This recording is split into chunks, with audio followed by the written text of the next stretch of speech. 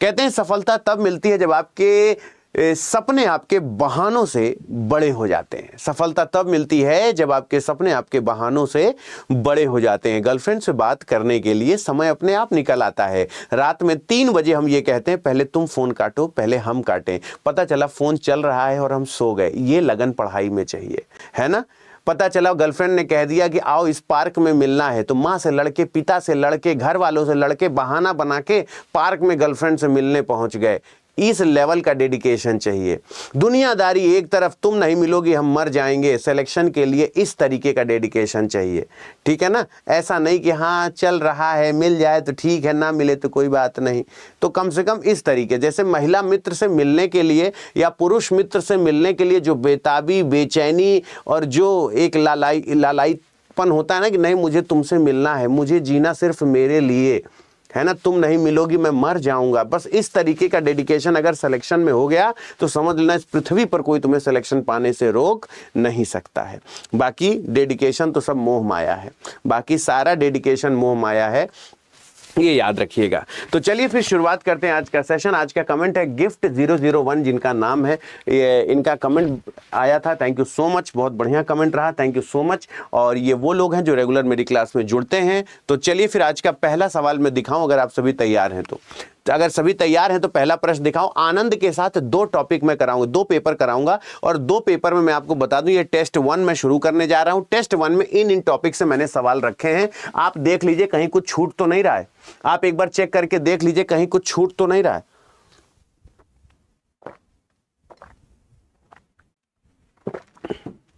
आप एक बार चेक कर लीजिए कहीं कुछ छूट तो नहीं रहा है।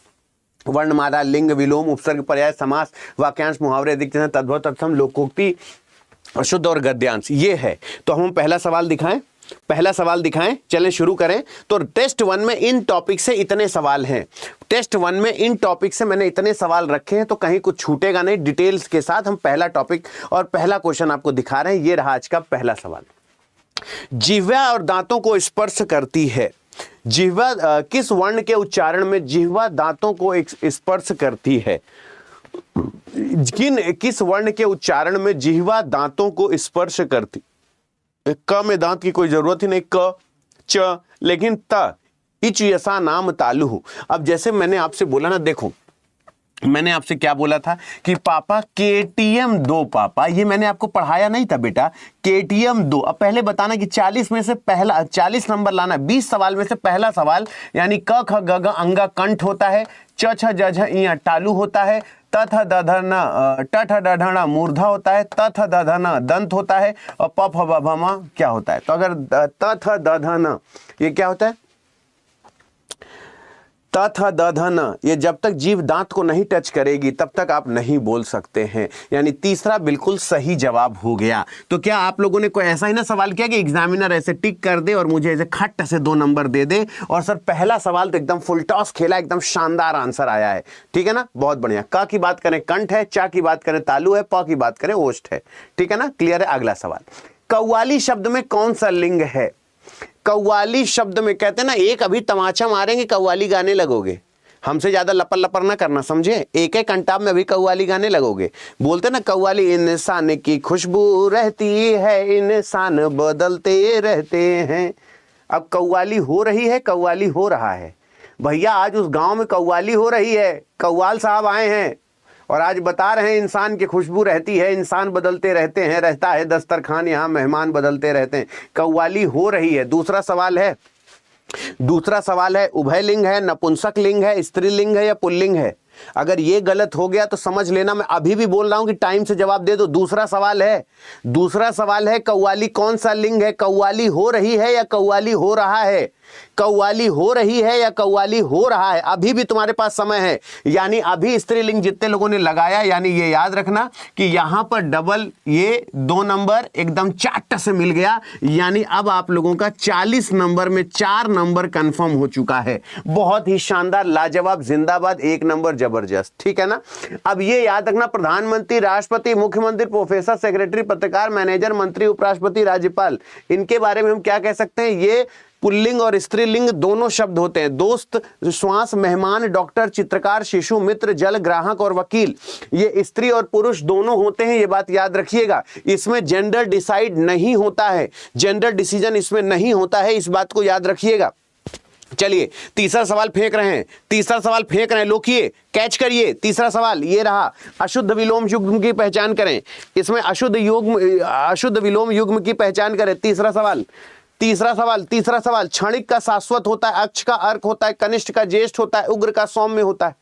इसमें से कौन सा है? अब देखो क्षणिक क्या क्या होता है, कहते हैं तुम क्षण भर के मेहमान हो, क्षण भर के बाद तुम दुनिया त्याग दोगे। और शाश्वत क्या होता है? जो कभी नष्ट ही नहीं होता है। यानी कनिष्ठ का मतलब होता है छोटा, और जेठ की दोपहरी में गर्मी लगे हो राजा, तो ये जो जेठ होता है ना, वो धूप वाला जेठ होता है। वो जेठ जो होता है वो धूप वाला जेठ होता है। ये ज्येष्ठ जो होता है बड़े भाई को कहते हैं। उग्र का मतलब होता है कि जो क्रोधी स्वभाव का होता है, और सौम्य का मतलब होता है हमारी बिटिया बड़ी सौम्य है, हमारी बिटिया तो बोलना जनबे नहीं करती है महाराज, हमारी बिटिया बड़ी सौम्य है। तो उग्र का सौम्य, कनिष्ठ का जेठ और क्षणिक का शाश्वत। तो क्या आप अक्ष और अर्क अलग है? बिल्कुल, क्योंकि अक्ष का मतलब होता है पहिया की धुरी या चक्र, अक्ष का होता है पहिया की धुरी या चक्र, और अर्क का मतलब होता है ज्योति, प्रकाश और किरण। अर्क का मतलब होता है ज्योति, प्रकाश और किरण, और अक्ष का मतलब होता है पहियों की धुरी और चक्र। तो यानी याद रखना, पहले बताओ अभी तक कितने लोगों ने 3 बॉल पे छक्का मारा है? 3 क्वेश्चन दिखाया है, 20 में से 3 क्वेश्चन में तीसरे बॉल पे छक्का कितने लोगों ने मारा कि गुरुजी ये भी पीट दिए, हमारा बिल्कुल सही हो गया। 2 नंबर और झाएं से लिख लीजिए, यानी 20 में से हमारा 3 सवाल सही हो चुका है। 20 में से 3 सवाल एकदम पीट दिए हैं सर, एकदम लल्लन टॉप व्यवस्था चल रही है, कोई दिक्कत नहीं सर, 3 सवाल पीट चुके हैं। लव यू टू मेरे भाई, ठीक है ना। आगे चलते हैं।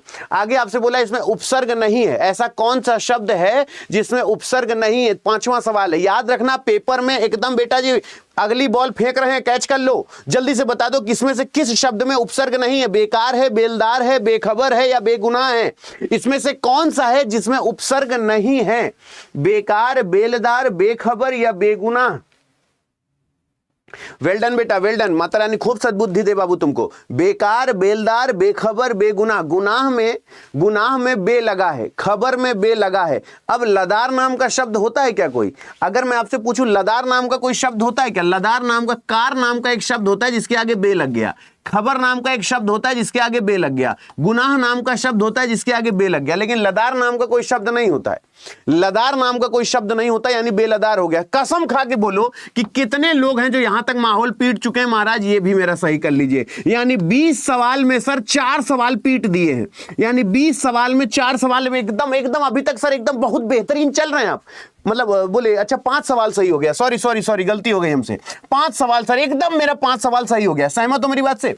5 सवाल एकदम सही है कि सर इसमें बेलदार हो गया, एकदम सही हो गया, सहमत हो मेरी बात से? आगे चलते हैं।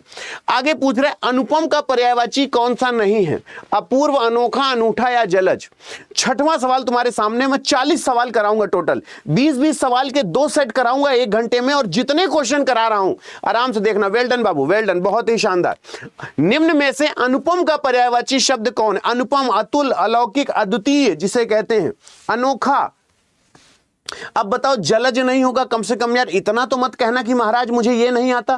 पूरा अंडरवर्ल्ड थू थू करेगा, बोले महाराज ये जलज हो गया, यानी जलज अलग हो जाएगा। अनुपम का पर्यायवाची अपूर्व, अनोखा, अनूठा होता है, लेकिन जलज नहीं होगा। जलज किसे कहते हैं? जल, नीर, अम्बु, तोय, पानी को कहते हैं। बोलो सहमत हो मेरी बात से?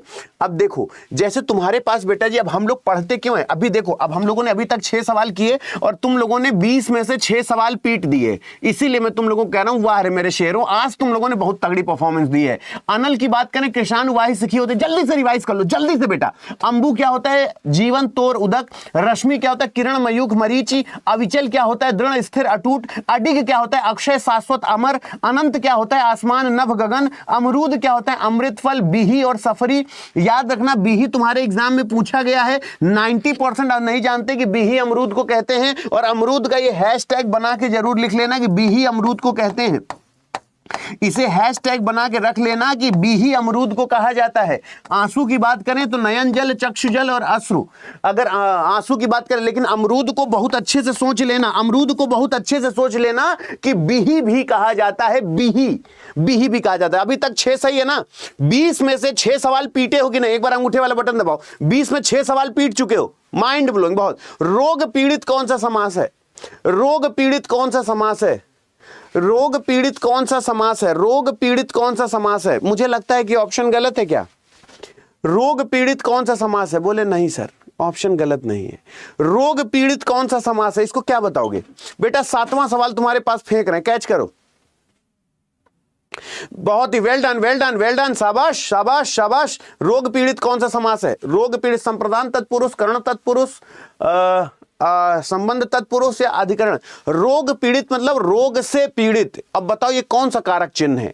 रोग पीड़ित मतलब रोग से पीड़ित, ये कौन सा कारक चिन्ह है? ये याद रखना, रोग पीड़ित यानी रोग से पीड़ित। रोग जब तक नजदीक नहीं होगा बेटा, करण का मतलब होता है जुड़ाव, करण का मतलब होता है जुड़ाव, और रोग से पीड़ित यानी रोग चिपका हुआ है शरीर से, तभी तो। तब रोग, जब रोग दूर जाएगा तो रोग वो अपादान हो जाता है ना, लेकिन रोग से पीड़ित यानी रोग संलग्न है तो करण ही होगा, संप्रदान हो नहीं सकता, संबंध होगा नहीं, अधिकरण होगा नहीं। Mind blowing performance, love you बेटा, मजा आ गई, मजा आ गई।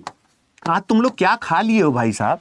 आज तो मतलब अभी तक जितना दिखा रहे हैं तुम लोग सब पीटे दे रहे हो, जितना दिखा रहा हूं सब का सब पीट रहे हो। मतलब आज तो तुम लोग तबाही सोच के आए हो क्या? वह नायिका जिसका पति परदेश से लौटा हो, यस आई लाइक इट। अब अगला बताओ, वह नायिका जिसका पति परदेश से लौटा हो।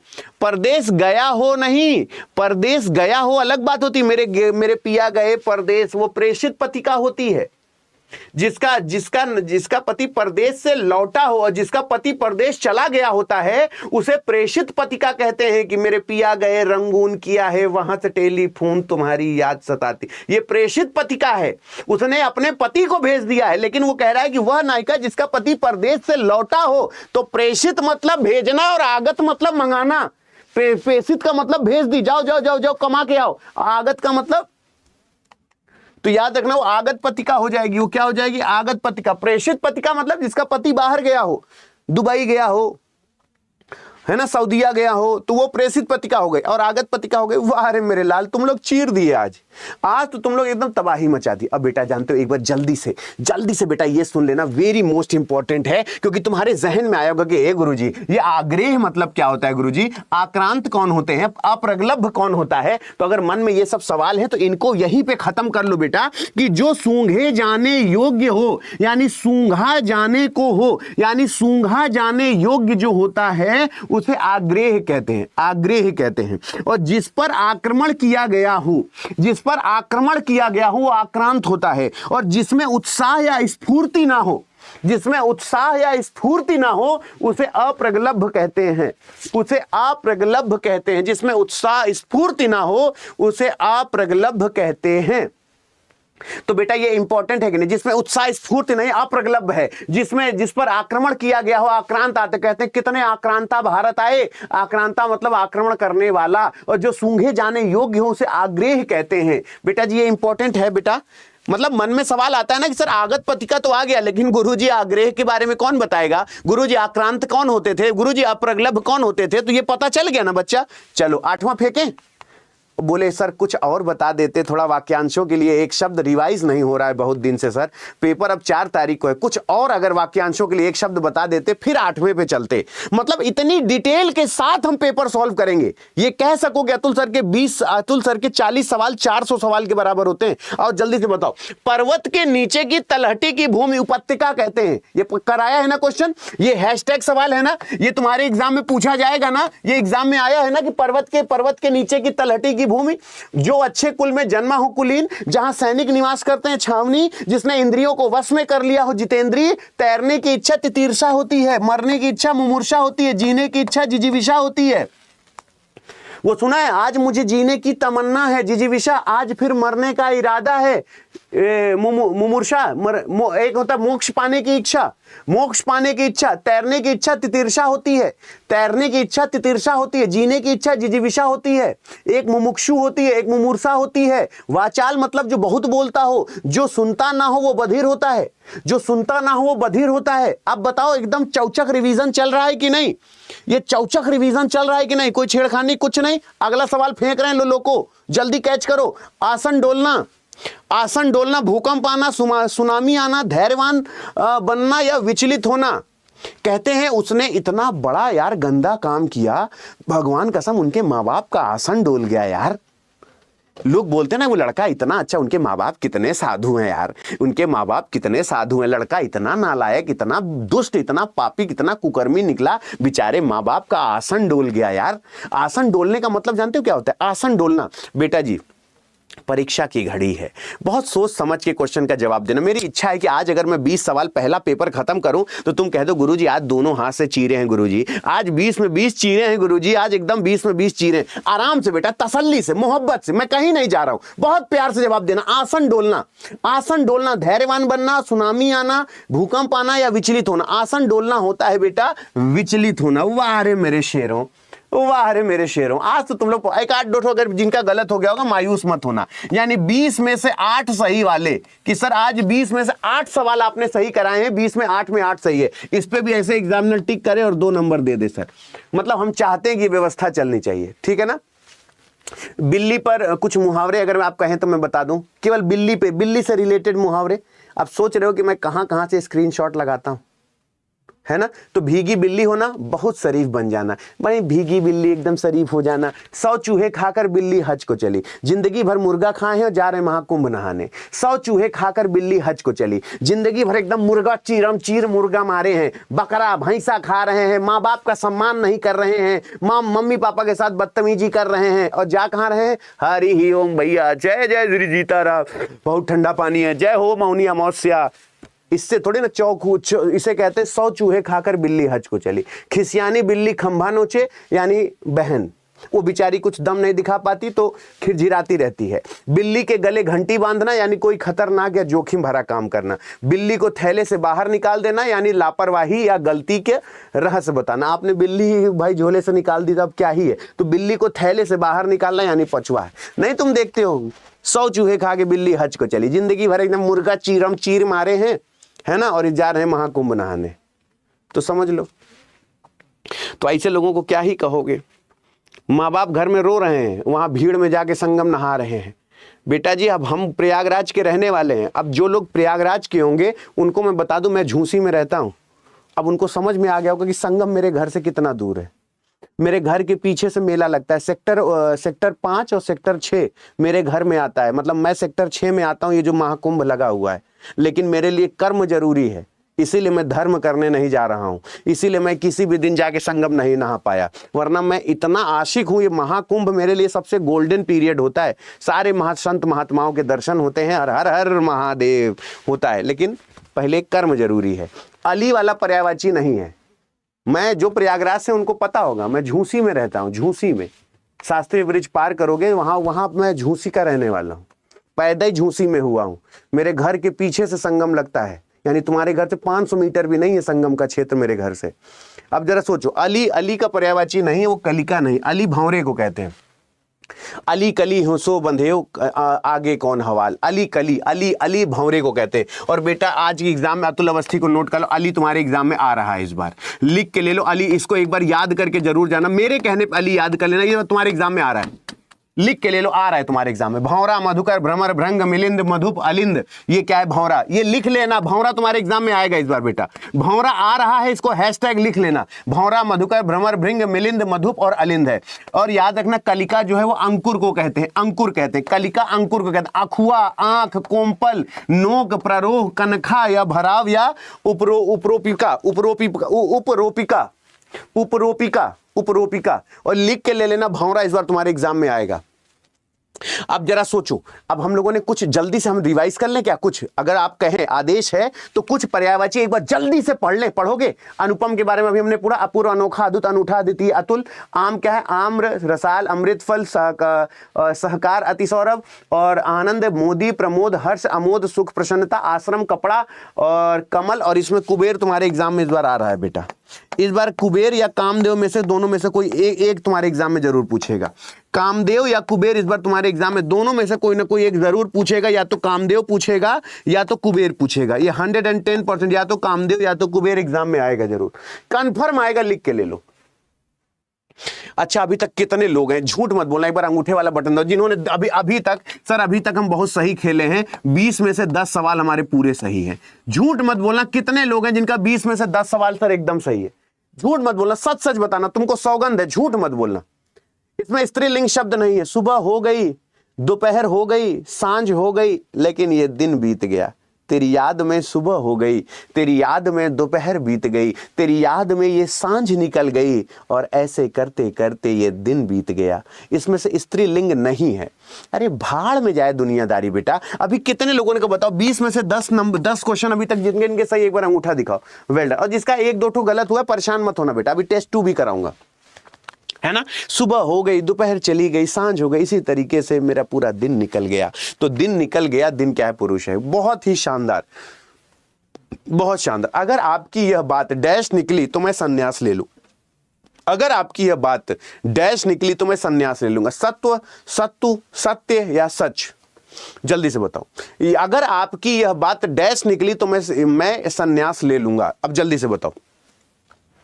अगर आपकी यह बात डैश निकली तो मैं संन्यास ले लूंगा। अगर आपकी यह बात डैश निकली तो मैं संन्यास ले लूंगा। तो अब जल्दी से सोचो ना यार, अभी भी सोच रहे हो क्या? अगर आपकी यह बात सत्य निकली तो तो यहां पे सच होना चाहिए या सत्य होना चाहिए? सत्य होना चाहिए, सच होना चाहिए, ठीक है ना। अगर आपकी यह बात सच निकली तो मैं संन्यास ले लूंगा। याद रखना सत्य होगा। तो जिन्होंने सत्य दिया है, बिल्कुल यह बात अगर सत्य निकली तो मैं संन्यास ले लूंगा। सत्य होना चाहिए, एप्रोप्रिएट शब्द सत्य होगा। सत्य बिल्कुल सही जवाब है, सत्य सही होगा। ठीक है, आगे चलते हैं। शिखा डैश मुख सबको आकर्षित करता है। शिखा का डैश मुख सबको आकर्षित करता है। चार मुख, चरमुख, चार मुख या चारू मुख?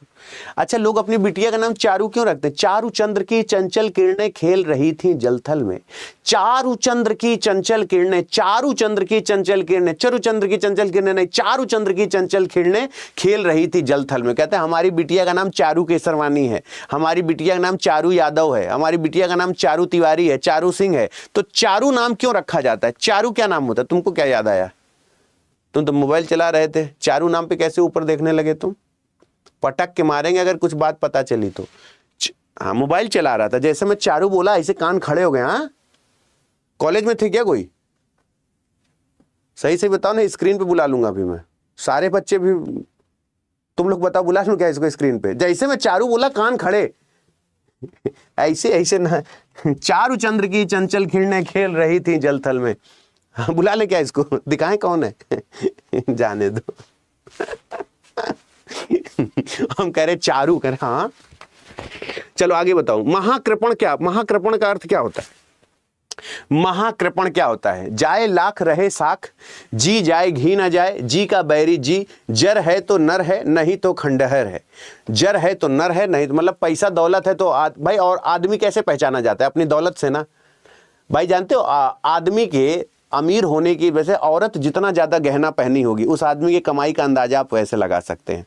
तो अगर जर है तो नर है, अगर पैसा रुपया है, जर जोरू जमीन के लिए तो इंसान मर रहा है, जर जोरू जमीन। अगर जर है तो नर है, नहीं तो खंडहर है। अगर पैसा कमाने का गुदा है तो ठीक है, अगर घर में किराया आ रहा है, उसी पे पल रहे हो तो बेटा जी तो तुम खंडहर ही हो। कि हमारे सर मार्केट है सर, हमारे यहाँ 4 टो ऐसे मार्केट निकाले, रोड के किनारे जमीन है ना हमारी, उसमें मार्केट निकली है सर, उसमें किराया आता है, हम जाते हैं बोलेरो से और किराया वसूल के लिए आते हैं। तो तुम खंडहर हो, खंडहर। जर है तो नर है, और ये जर अपने पैसे की है तब तो ठीक है, दादा परदादा वाली पापा वाली नहीं, अपने पैसे की जर है तो नर है, वरना खंडहर है। तो ये याद। महाकृपण होता है कंजूस, माइजर जिसे कहते हैं। मतलब कि जी चला जाए लेकिन घी ना जाए, जी जाए लेकिन घी ना जाए। मतलब चमड़ी चली जाए लेकिन दमड़ी ना जाए, चमड़ी चली जाए ठीक है लेकिन दमड़ी ना जाए, जी जाए लेकिन घी ना जाए, उसे महाकृपण। अरे मैं चौथा एक्सप्लेन कर रहा था, तुम लोग चौथा क्यों जवाब देने लगे? अभी तुम सब जवाब दे रहे थे कि सर जी जाए घी ना जाए, अब तुम चौथा क्यों बोलने लगे? चौथा मैं तुमको समझा रहा था। माइजर होता है महाकंजूस, जी जाए मर जाएगा लेकिन घी ना जाए, चमड़ी चली जाए लेकिन दमड़ी नहीं जाने देंगे, मर जाएगा बुखार से। मतलब दुनिया भयानक बीमारी हो गई लेकिन कभी डॉक्टर को दिखाने नहीं जाएगा। क्यों? पैसा लोग बोलते हैं चमड़ी चली जाए लेकिन दमड़ी ना जाए, तो जी जाए लेकिन घी ना जाए, उसे महाकृपण, महाकंजूस, माइजर कहते हैं। वो मैं चौथा तुमको समझा रहा था, तुम लोग चौथा जवाब देने लगे। चलो ठीक है, आगे चलें।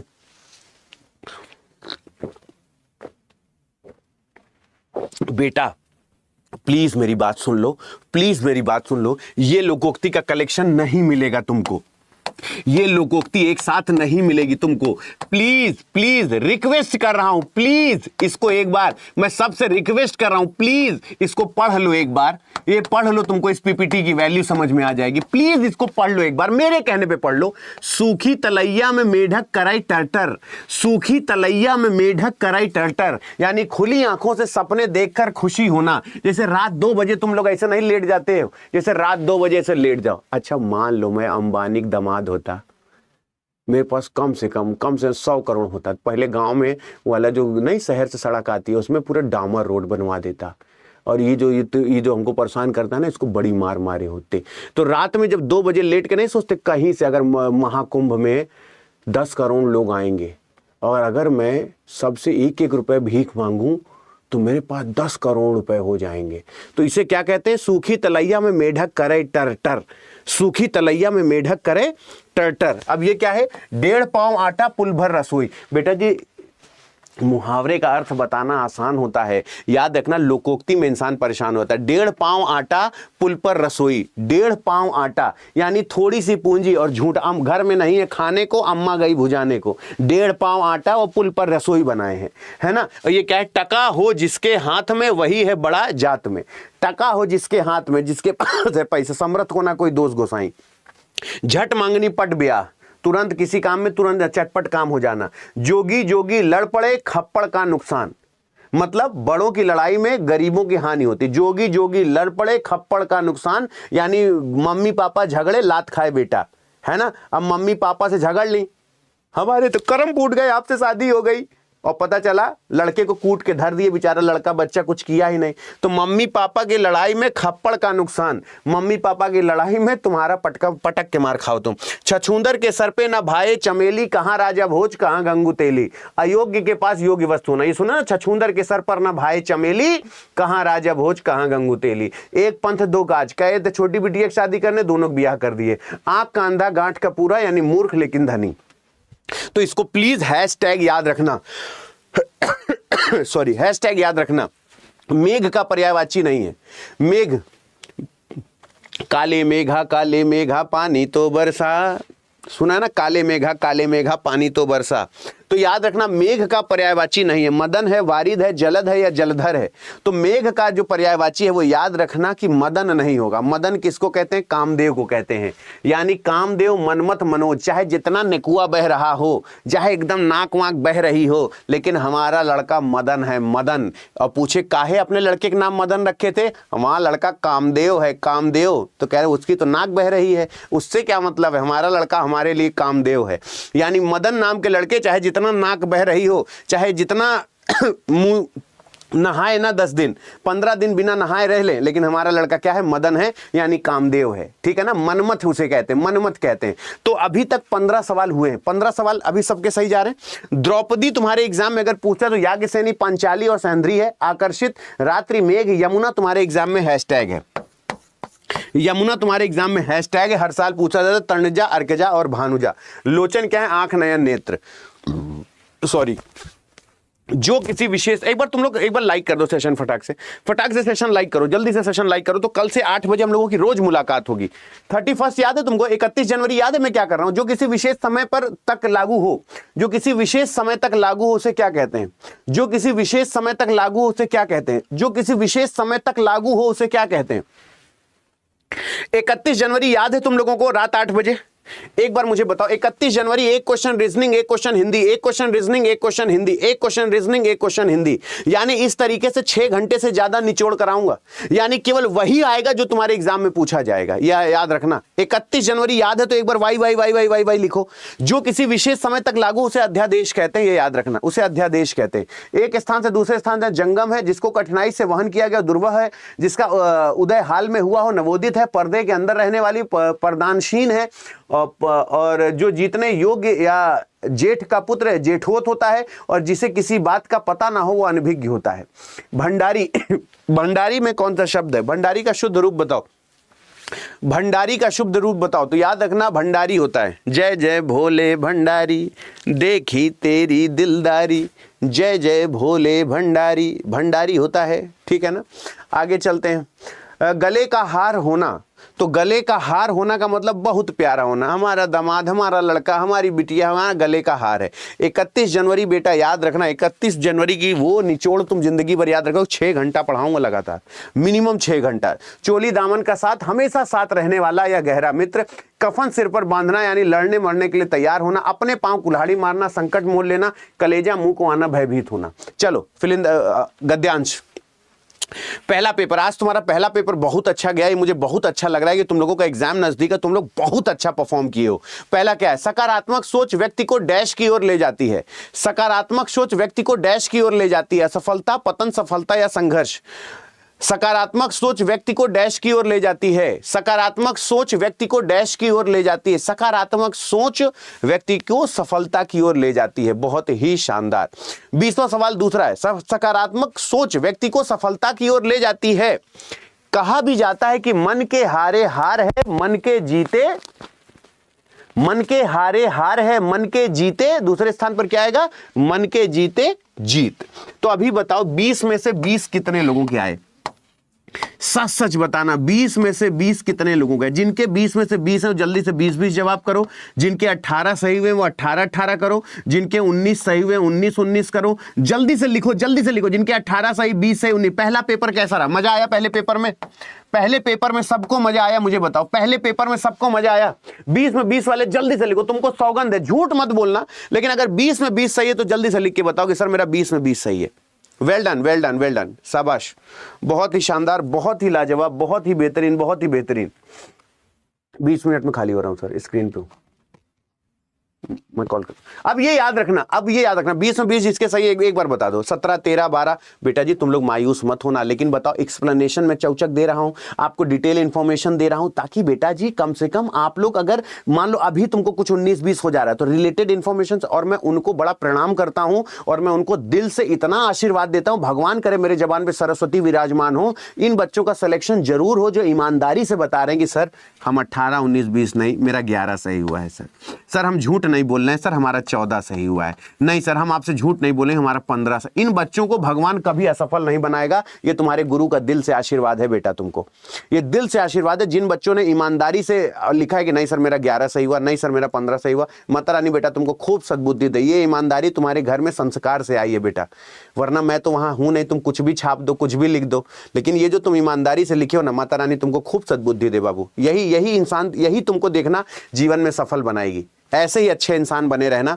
परमात्मा तुमको बहुत आगे बहुत सफल कराएगा बाबू, बहुत सफल कराएगा। खूब खुश रहो। अगला पेपर बेटा ये है टेस्ट 2। तैयार? एक टेस्ट और दे दो जल्दी से, इसमें ज्यादा टाइम नहीं, 20 मिनट है तुम लोगों के पास 20 मिनट मेरे साथ बिताने के लिए है। 20 मिनट बैठोगे, 20 मिनट मेरे साथ। ये टॉपिक है, इन टॉपिक के सवाल और देख लो कहीं कुछ छूट तो नहीं रहा है, देख लो कहीं कुछ छूट तो नहीं रहा है। 20 सवाल और है तुम्हारे पास, देख लो कहीं कुछ छूट तो नहीं रहा है। 20 सवाल और हैं तुम्हारे पास। अगले इन टॉपिक से सवाल है तुम्हारे पास। चलोगे मेरे साथ? बस 20 मिनट और बचा, सिर्फ 20 मिनट और, सिर्फ 20 मिनट और मेरे साथ रुको, सिर्फ 20 मिनट और। अगला तैयार हो? चलें पहला सवाल दिखाएं। ये रहा पहला सवाल। भूदेव हम है भूदेव, भूमि के देवता भूदेव कौन सा समास है? भूदेव कौन सा समास है? पहला सवाल है बेटा जी, पहला सवाल है, जल्दी से शुरू हो जाओ। भूदेव कौन सा समास है? Well done. भूदेव की अगर बात करूं तो ये याद रखना, यह एक बहुब्रीहि समास है, और भूदेव यानी भूमि के देवता होते हैं, भू के देवता होते हैं, ये भूमिदेव हैं, ठीक है ना, ये भूदेव है, यानी पहला सही है। चलो आगे चलते हैं। दूसरा है अनेकार्थ शब्द, गुण का इनमें से क्या अर्थ है? गुण का इनमें से क्या अर्थ है? अनेक, गुण का अर्थ क्या है? धतूरा है, शंख है, संप्रदाय है, रस्सी है। गुण का अनेकार्थक क्या होता है? धतूरा भी होता है, शंख होता है, संप्रदाय होता है या रस्सी होता है? जल्दी से बताओ। गुण इनमें से एक अर्थ है। एक पेपर और दे दो, दूसरा क्वेश्चन दिखा रहा हूं, एक पेपर और, जल्दी से सोचो। गलत सही कुछ भी करो, लेकिन कोशिश करो 2 पेपर एकदम वैसे ही करो जो तुम्हारे एग्जाम में 4 फरवरी के दिन आना है, एकदम एग्जैक्टली वैसे ही करना। गुण का अनेकार्थक शब्द, गुण का इनमें से एक है, तो ये याद रखना कि इसमें गुण का पर्यायवाची क्या है? रस्सी याद रखना। और ये चीजें एक बार देख लेना कि धतूरा दुष्ट भी होता है, दवा कूटने का खरल भी होता है, शंख कमल मोती, शंख मछली चंद्रमा सेवार होता है, संप्रदाय कृति स्वभाव कर्तव्य और संप्रदाय होता है, ठीक है ना। दैवज्ञ का अर्थ क्या होता है? दैवज्ञ का अर्थ क्या होता है? दैवज्ञ का अर्थ होता है, जल्दी से बताना शुरू कर दो बेटा, एक पेपर और कर दो, इसके बाद तुम अपने रास्ते, मैं अपने रास्ते, मैं परेशान नहीं करूंगा। दैवज्ञ का अर्थ क्या होता है मुझे बताओ, दैवज्ञ का अर्थ क्या होता है? दैवज्ञ का अर्थ क्या होता है? वो ज्योतिषी को कहते हैं दैवज्ञ। और बेटा जी इसको लिख लेना, शब्दार्थ तुम्हारे एग्जाम में पूछा जाता है, इसको हैशटैग में रखना कि सर दैवज्ञ ज्योतिषी को कहते हैं, ठीक है ना। देवता देव प्रतिमा होती है, किन्नर को गाने बजाने का पेशा करने वाली एक जाति, गंधर्व एक प्रकार की पौराणिक उपदेवता जो स्वर्ग में गाने बजाने का काम करते हैं, उन्हें गंधर्व कहते हैं। जो गंधर्व वो होते हैं जो स्वर्ग में गाने बजाने का काम करते हैं, उन्हें गंधर्व कहते हैं। इसीलिए गंधर्व म्यूजिकल ग्रुप आपने बहुत से सुने होंगे, ठीक है ना। गंधर्व म्यूजिकल ग्रुप आपके शहर में या आपने कहीं सुने होंगे कि गंधर्व म्यूजिकल ग्रुप। तो गंधर्व वो लोग होते हैं जो देवताओं के राज दरबार में गाने बजाने का काम करते हैं। तुलसी के वास्ते ही जैसे राम ने अवतार लिया, तुलसी के वास्ते ही जैसे राम ने अवतार लिया, कौन सा कारक है? तुलसी के वास्ते ही जैसे राम ने अवतार लिया, कौन सा कारक है? चौथा सवाल, तुलसी के वास्ते ही जैसे राम ने अवतार लिया, संप्रदान कारक, अपादान कारक, अधिकरण कारक या संबंध कारक? तो तुलसी के वास्ते संप्रदान, कहना तेरे लिए, तुलसी के वास्ते, तुलसी के लिए ही राम ने अवतार लिया, तुलसी के वास्ते या तुलसी के लिए ही राम ने अवतार लिया, तुलसी के लिए ही जैसे राम ने अवतार लिया, संप्रदान हो गया। सहमत हो? आगे चलते हैं। दिए गए शब्दों में स्त्रीलिंग शब्द क्या है? स्त्रीलिंग शब्द क्या है? मेरी आयु हो गई, मेरे अश्रु बह रहे हैं, मेरा तालू फट गया, मेरा मेरु टूट गया, मेरा मेरुदंड टूट गया, मेरा मेरुदंड, ऐसे करके मैं झुका और भाई डॉक्टर साहब मैं गया बाथरूम में और जैसे ही मैं नहा रहा था और जो हाथ का मग्घा होता है वो जमीन में गिर गया डॉक्टर साहब, और जैसे मैं ऐसे झुका मेरा मेरुदंड टूट गया। ये तो पुल्लिंग हो गया, यानी मेरु पुल्लिंग हो गया। और अश्रु मेरा बह रहा है, अश्रु मेरे बह रहे हैं, तो अश्रु भी पुल्लिंग हो गया। मेरा तालू फट गया डॉक्टर साहब, पता नहीं कोई कड़ी चीज खा ली, आग तालू फट गया। लेकिन मेरी आयु हो गई है, अब मैं बूढ़ा हो गया हूं, अब मेरी आयु हो गई है, तो इसका मतलब ये। सहमत हो मेरी बात से? आयु हो गई है, अब मैं बुढ़ा हो गया हूं, यह शरीर अब जवाब देने लगा है कि नहीं? है ना, ये याद रखना। आगे चलते हैं।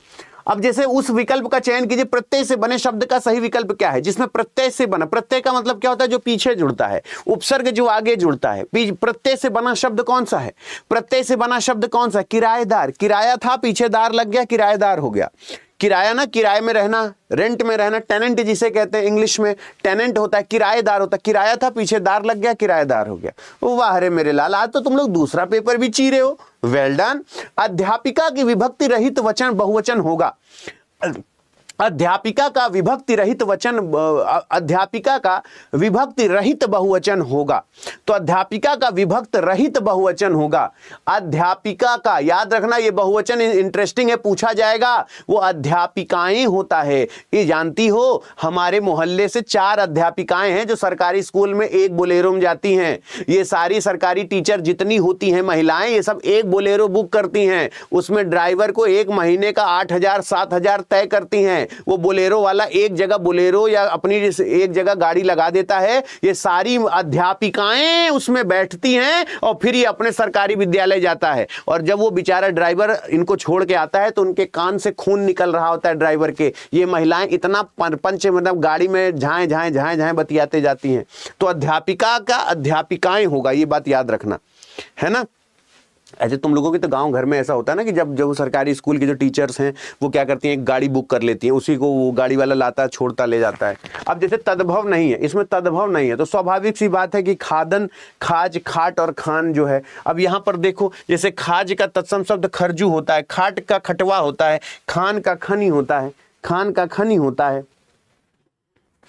हा व्यंजन कहलाता है, हा व्यंजन कहलाता है, हा व्यंजन कहलाता है। हा, हाय हुकु, हाय हुकु, हाय हाय, हाय हुकु, हाय हुकु, हाय हाय। हमको क्या पता क्या कहलाता है, लेकिन हाय हुकु, हाय, हा निकल रहा है तो उच्छिप्त है।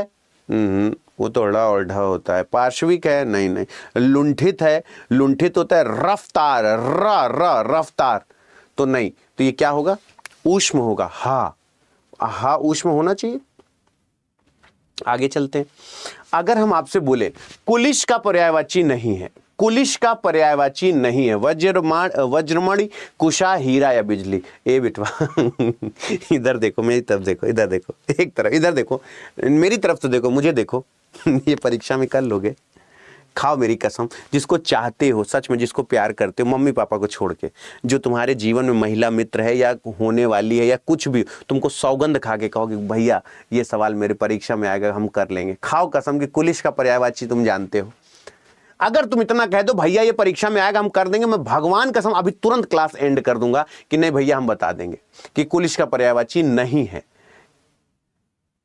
जो कुशा है वो कुलिश का पर्यायवाची नहीं है। कुशा जो होता है कांस की तरह एक पवित्र और प्रसिद्ध घास होती है, दर्भ होती है। कुलिश जो होता है गाज, कुलाड़ी, हीरा, कुठार, इन्हें कहते हैं। तो मैं इसलिए कहता हूं इसको सुन लिया करो। उन्नति, उदय, ये सब का पर्यायवाची कहां पढ़ते हो तुम लोग? पढ़ते हो गंगा का पर्यायवाची, यमुना का पर्यायवाची, भोले बाबा का पर्यायवाची, देवताओं का पर्यायवाची, कुबेर का पर्यायवाची, कामदेव का पर्यायवाची, नदी का पर्यायवाची, लेकिन तुम्हारे एग्जाम में पूछ लिया उन्नति का पर्यायवाची, उदय का पर्यायवाची, उपहास का, उत्पत्ति का, उद्दंड का और उत्पात का। तो ये उच्च श्रृंखल ये तुम्हारे एग्जाम में पूछेगा, ये मैंने आपको बताया भी है। ये तुम्हारे एग्जाम में मैंने आपको ये पॉइंट आउट भी किया था कि बेटा इसको पढ़ जरूर लेना, ये तुम्हारे एग्जाम में इंपॉर्टेंट है, ये बताया है। अच्छा ये बताओ विस्थापित लोगों को पुनः बसाना क्या होता है? रोहिंग्या वाले, मान लो रोहिंग्या के जो लोग थे, अगर उनको पुनर्स्थापित किया जाए, विस्थापित लोगों को पुनः बसाना क्या होता है? जो लोग चले गए थे, विस्थापित लोगों को पुनः बसाना को क्या कहते हैं? विस्थापित लोगों को पुनः बसाने को क्या कहते हैं? जो विस्थापित लोग होते हैं उन्हें पुनः बसाने को क्या कहते हैं? विस्थापित लोगों को पुनः बसाना, विस्थापित लोगों को पुनः बसाना, विस्थापित लोगों को पुनः बसाना क्या होता है? तो ये याद रखना, विस्थापित लोगों को पुनः बसाना पुनर्वास होता है। विस्थापित लोगों को पुनः बसाना पुनर्वास होता है, ठीक है ना? तो ये चीज याद रखना। और ये याद रखना जो प्रक्रिया बार बार दोहराई जाती हो, जैसे चैतुआ चमन की चौपार पे चार चोर चना चबा के चटर चटर चले गए, ये है चा की पुनरावृत्ति। और एक बार कही हुई बात को बार बार कहना, पूत सपूत तो क्यों धन संचय, पूत सपूत तो क्यों, पूत कपूत तो क्यों धन संचय, क्यों धन संचय, क्यों धन संचय, बार बार कह दो, पुनरुक्ति है ये, है ना? जिसे जो क्षमा नहीं किया जा सके अक्षम्य, जिसकी कठिनाई से लांघा जाए दुर्लंघ है, और किसी के पास रखी हुई दूसरे की वस्तु धरोहर है, जो किनारे से सटे हुए हो तटवर्ती हो, जहां सिक्कों की ढलाई की जाती टकसाल है, जो गुप्त रूप से निवास करते हो छद्म वासी है, जो गुप्त रूप से निवास करते हो उसे छद्म वासी कहते हैं। अब ये बताओ कठोर क्या है? उसने बोला कि यह विषय अत्यंत कठोर है, तो कठोर की जगह क्या लिखे? कर्कश, कठिन, अगम या दुर्गम? कठोर की जगह क्या लिखे? यह विषय अत्यंत कठोर है, तो कठोर की जगह कठिन, कर्कश, अगम या दुर्गम क्या लिखे वहां पे बताओ? यह विषय अत्यंत कठोर है, तो यह विषय अत्यंत कठोर है, तो वहां दुर्गम, अगम, कठिन या कर्कश क्या लिखें? तो यह विषय अत्यंत ही कठिन है, ये बात याद रखना। कठोर क्या है? कड़ा, ठोस, सख्त है। और दुर्गम क्या है? जहां पहुंचा जाना कठिन हो। और कर्कश क्या है? कटु एवं अप्रिय बोलने वाला, ठीक है ना? आगे चलते हैं। दाता शब्द का विलोम क्या होता है? दाता शब्द का विलोम क्या होता है? भूचाल, रसातल, पाताल और याचक। या बताओ दाता शब्द का विलोम क्या होता है? दाता शब्द का विलोम क्या होता है? दाता शब्द का विलोम क्या होता है? भूचाल है, रसातल है, पाताल है, याचक है। भूचाल है, रसातल है, पाताल है, याचक है। जल्दी से बताओ। दाता शब्द का, दाता एक राम, दाता का विलोम क्या होगा? याचक। दाता मतलब देने वाला, याचक मतलब मांगने वाला। अब मरण का, जीवन, दुर्गंध का, सुगंध, श्याम का, श्वेत, साधारण, विशिष्ट, अपयश, यश, दुर्जन, सज्जन। दक्षिणी, उत्तरी, नगद, उधार, अनुपस्थिति, उपस्थिति, अनुत्तीर्ण, उत्तीर्ण, दाता, याचक, दक्षिणी, उत्तरी। तो ये चीज याद रखना। ससुर शब्द का तत्सम रूप होगा, ससुर शब्द का तत्सम रूप होगा सस्वर, स्वश्रु, स्वसुर या सुसुर। सुसुर, स्वसुर, स्वश्रु या सस्वर क्या होगा? तो याद रखना ससुर, जो अब ससुर के नाम पे देखो लड़कों की मुस्कुराहट होगा। कुछ लड़के होते हैं ना कि गुरुजी शादी ये तो होता रहेगा, हम कुंडली लेके पंडित जी को दिखाए हैं, पंडित जी बताई ना बियाह कब होई है ना? हाँ रुक जाओ, एक बजा बहुत तेज तड़प रहा है, इसका मैं बता दूं, इसका आंसर मैं बता दे रहा हूं। एक बार इसको थोड़ा सा मैं देख लूं, 2 सेकंड। कहाँ गया? हाँ ये, हाँ आप लोग इसका आंसर देख लो, आगे बताओ। जरा कहाँ गया? हाँ सही,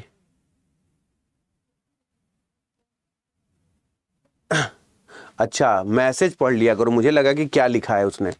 हाँ, नहीं तो अभी ब्लॉक कर देता, मैं बच गई। जरा बुढ़ापा नीड़ घोंसला, नीड़ का निर्माण फिर गज हाथी, गज माप, नीर पानी जरा, इसे श्रुति समभिन्नार्थक भी कहते हैं। जरा यानी बुढ़ापा दे, जरा से दिल में दे जगह तू, जरा सा अपना ले बना। तो जरा और जरा ये दो अलग, ये श्रुति समभिन्नार्थक है। नीड़ और नीर श्रुति समभिन्नार्थक है। गज और गज श्रुति सम। कृपण कंजूस, कृपाण कटार होता है, उद्धत और उदत्त, और अवधि अवधि, ये याद रखना, ठीक है ना। आगे चलते हैं। असाधारण मेधा बुद्धि वाला, असाधारण मेधा बुद्धि वाला कौन होता है? महाज्ञानी, मेधावी, बुद्धिशाली या बुद्धिमान? असाधारण मेधा बुद्धि वाला कौन होता है? श्रुति समभिन्नार्थक मतलब होता है वो, है ना, जरा होता है, जरा जरा, है ना। तो ये याद रखना, जो असाधारण बुद्धि मेधा वाला होता है वो होता है ना मेधावी छात्र है, वह जो सबसे, वह जो बड़ा ज्ञानी है, महाज्ञानी, समझदार, अक्लमंद, बुद्धिमानी, बुद्धिशाली होता है। अच्छा, जो आकाश में विचरण करता है, नभचर होता है, अपने मार्ग से भटका हुआ पथभ्रष्ट होता है, जिसका कोई अंग ठीक ना हो, अपंग होता है, जो ममत्व रहित हो, निर्मम होता है, दूसरे के सहारे जीवित रहने वाला परजीवी होता है, दूसरे के वश में रहने वाला पति होता है, नहीं सॉरी, दूसरे के वश में रहने वाला दास होता है, और जो दूसरों के अधीन होता है वो स्वाधीन होता है ना। हाँ, वो झटके मेरे मुंह से निकल गया कि दूसरे के वश में रहने वाला व्यक्ति पति, नहीं, उसे दास कहते हैं। दास का मतलब जो दूसरों के सानिध्य में रहता है। आगे चलते हैं। गोद में बैठकर आंख में उंगली, गोद में बैठकर आंख में उंगली करना। तो गोद में बैठकर आंख में उंगली करने का मतलब क्या होता है कि जिसको पुचकारो वही गोली मार दे, पैर छू के गोली मारना। सोते हो ना कि जो भैया भैया भैया भैया करते थे वही कनपट्टी में सटा के मार दिए धाए से। तो गोद में बैठकर आंख में उंगली कर रहे हो, है ना, कि पता चला कि तुम हमारे ही साथ रह के हमारे साथ गद्दारी कर बे। एक मीम आया था ना, गद्दारी कर बे, गोद में बैठकर आंख में उंगली कर रहे हो हमारे। तो गोद में बैठकर आंख में उंगली का मतलब होता है भला करने, हम भला करने पर दुष्टता कर रहे हो, पटक देंगे, मिलोगे नहीं, ठीक है ना। आगे देखो, अंधे के हाथ बटेर लगना, काले लड़के को सुंदर बीवी मिलना, ठीक है ना। अंधे के हाथ बटेर लगना मतलब जो एक ऐसा लड़का जो एकदम तवा से शर्त लगा के पैदा हुआ था कि तुमसे करिया पैदा होंगे, भयानक एकदम करिया भुजंग लड़का, एकदम काला, लेकिन उसकी बीवी इतनी सुंदर जैसे गुलाब जामुन का सही कॉम्बिनेशन। लड़का एकदम करिया जामुन, बीवी एकदम गुलाब। क्यों? क्योंकि वो लोअर पीसीएस है लड़का, या उसने, लड़के ने इतनी अच्छी तरक्की कर ली कि हर लड़की उससे शादी करना चाहेगी। वो कहेगी रंग में क्या रखा है, इंसान अच्छे हैं, वो इंसान नहीं अच्छे हैं, उनका पद अच्छा है, उनको पैसा मिल रहा है। अंधों में काना राजा मतलब मूर्खों में थोड़ा सा बुद्धिमान, है ना। जैसे तुम गांव में ना एक आठ दिल्ली घूम आए और सारे बेचारे कहीं गांव से बाहर ना निकले हो, तो अंधों में काना राजा हो जाएगा। अपनी गली में कुत्ता भी शेर होता है, अपनी गली में कुत्ता भी शेर होता है ना। यानी अपने ही क्षेत्र, अपने ही घर में जो ज्यादा उछलते हैं। हाथ मलना का मतलब तुम तो धोखेबाज हो, सुना है ना। हम जो रूठ जाएंगे तो हाथ मलोगे। हाथ मलने का मतलब क्या होता है? हम थोड़ी ना बोले, गाने में है, रोज रोज तुम जो सनम ऐसा करोगे, हम जो रूठ जाएंगे तो हाथ मलोगे। तो हाथ मलोगे का मतलब क्या होता है? हाथ मलने का मतलब पछताना, ठीक है ना। हाँ ये हम लोग गाना 90s के गाने हैं। तुम लोगों के कान में छेदन होता है, हम लोगों के कान में हम लोगों का छेदन होता है। कैन यू बिलीव इट कि हमारा कान छेदा गया था। मतलब हम बाली पहनते थे, जब कक्षा 8 तक थे तो हम बाली पहनते थे कान में। हम लोगों का छेदन एक संस्कार होता है लड़कों का। तब हमको याद है कि हमारे पिताजी हमारे छेदन में, जब कक्षा 8 में थे, तो दूल्हे राजा मूवी लगा, तब VCR चलता था, CD नहीं चलती थी, तब VCR चलता था उस समय। तब वो गाना था, सुनो ससुर जी अब जी छोड़ो मान लो मेरी बात, दुल्हन तो जाएगी दूल्हे राजा के साथ। उस समय तब ये पिक्चर रिलीज हुई थी। हार मानना का मतलब क्या होता है? असफल होना।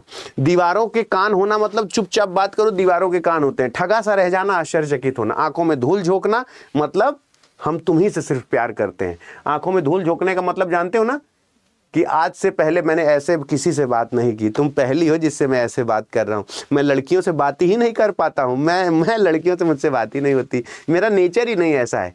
आंखों में धूल झोंकना, ठीक है ना। सुर का पर्यायवाची क्या होता है? अच्छा एक बात बताओ, हर चीज के आगे उपसर्ग, जैसे बोलते हैं ना कि जैसे मान लो कहीं शादी ब्याह हो रहा है, तो पंडित जी कहें हरि ओमा यज्ञेन यज्ञमय जंत्र देवास्थानि धर्माणि प्रथमाणि सन्नते हनाकम महिमा, ऐसे श्लोक बोले और फिर बोले यजमान अपनी सुकन्या को बुलाइए। तो एक याद रखना कि हर जगह उपसर्ग सही प्रयोग करना। अगर मान लो कन्या के आगे सु लग जाए तो सुकन्या हो गया। क्या हो गया? सुकन्या हो गया। लेकिन अगर वर के आगे सु लग जाए तो वर के आगे यजमान अपने सुअर को बुलाइए। मतलब कन्या के आगे सु तो भैया अच्छा लगेगा कि चलो यजमान अपने सुकन्या को बुलाइए, और पंडित जी अगर कहते हैं कि यजमान अपने सुअर को बुलाइए तो फिर समाज में बेइज्जती हो जाएगी यार। तुम लोग इतना, फिर लोग कहेंगे काहे का पढ़ा लिखा अतुल अवस्थी छात्र है, सुअर कह रहा है। तो याद रखना सुर का पर्यायवाची क्या है? सुर नर मुनि सब ही की रीति स्वार्थ पाए करें सब प्रीति। सुर नर मुनि सब ही की रीति स्वार्थ पाए करें सब प्रीति। यानी सुर जो है वो देवता को कहते हैं। सुर नर मुनि सब ही की रीति स्वार्थ पाए करें सब प्रीति, है ना। तो सुर जो है वो देवता को कहते हैं बेटा जी। सुर जो है वो देवता, उसको ये पूछना चाहिए, या तो ये पूछ ले सुर देवता को कहा जाता है, ठीक है ना, सूर्य को नहीं देवता को कहा जाता है, पहला सही होगा। सुर जो है देवता को कहा जाता है। सुर जो है वो देवता। सुर नर मुनि सब ही की रीति स्वार्थ पाए करें सब प्रीति। यानी अगर स्वार्थ ना हो तो वो प्रेम ही ना करें। ये क्या नाम है, सुरंग राक्षस सूर्य, तो सूर्य के परे सूर्य नहीं होगा, मतलब देवता होगा, वहां पे देवता होगा। सूर्य मत कर देना, वहां देवता होगा, देवता होगा, देवता सही है। मतलब इसमें पीछे जो है सूर्य नहीं होगा, देवता होगा, याद रखना। सुर जो है वो देवता को कहते हैं, हाँ ठीक है ना। और अगर मान लो देवता ऑप्शन में ना होता तो हम सूर्य देवता मान लेते, तो हम कह देते कि हाँ चलो सूर्य। तो याद रखना सुर माने सुर नर मुनि, ये चौपाई भी है। अब देखो बताओ, दो हम लोगों ने फिलअप कर लिए थे। अब आपके पास सकारात्मक व्यक्ति सफलता के, सकारात्मक सोच व्यक्ति को सफलता की ओर ले जाती है। कहा भी जाता है मन के हारे हार है, मन के जीते जीत। अब ये बताओ तीसरे स्थान पर क्या आएगा? जीवन एक संघर्ष है और इसका हमें लापरवाह होकर सामना करना चाहिए, बेपरवाह होकर सामना करना चाहिए, भयभीत होकर सामना करना चाहिए, या निडर होकर जीवन एक संघर्ष है और इसका हमें निडर होकर सामना करना चाहिए, भयभीत, बेपरवाह या लापरवाह। तो स्वाभाविक सी बात है निडर होकर सामना करना चाहिए। निडर होके तो बोले सर बेपरवाह तो अच्छा नहीं होगा, निडर होना चाहिए। तीसरा निडर होगा, तीसरा निडर होगा। बेपरवाह पे मत जाइएगा, निडर होगा, नहीं निडर होगा। अब ऐसा नहीं कि जो लगा हम उसी ब्रह्म मान ले, निडर होगा। जो डर, बेपरवाह का मतलब कि जिसकी परवाह ना की जा रही हो, तो बेपरवाह लापरवाह भयभीत नहीं होगा, निडर होगा। जिन्होंने निडर लगाया सही है, तुम लोग सही हो, निडर सही है, सही है। चौथे स्थान पर क्या आएगा? सकारात्मक सोच व्यक्ति को सफलता की ओर ले जाती है। कहा भी जाता है कि मन के हारे हार है और मन के जीते जीत। जीवन एक संघर्ष है और इसका हमें निडर होकर सामना करना चाहिए। सकारात्मक सोच से ऊर्जा प्राप्त होती है और हमारा डैश बढ़ता है। हमारा क्या बढ़ता है? डैश बढ़ता है। दायरा, साम्राज्य, आत्मविश्वास से कार्य, हमारा क्या बढ़ता है? आत्मविश्वास।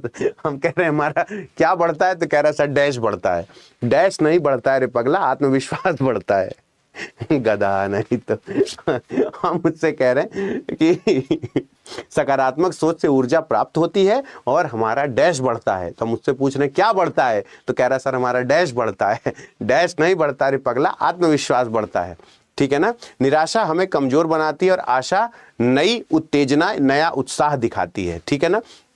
तो हमारे पास 20 सवाल हो गए। कैसा लगी क्लास तुमको? मुझे कमेंट बॉक्स बताओ। मजा आता है सबको? नहीं वो वाला नहीं ना, त्राहिमाम प्रभु त्राहिमाम, बिना छाती पीटे भी तो पढ़ा जा सकता है ना। आपको ऐसा एहसास होता है मेरी क्लास में कि सर हम बिना छाती पीटे भी पढ़ सकते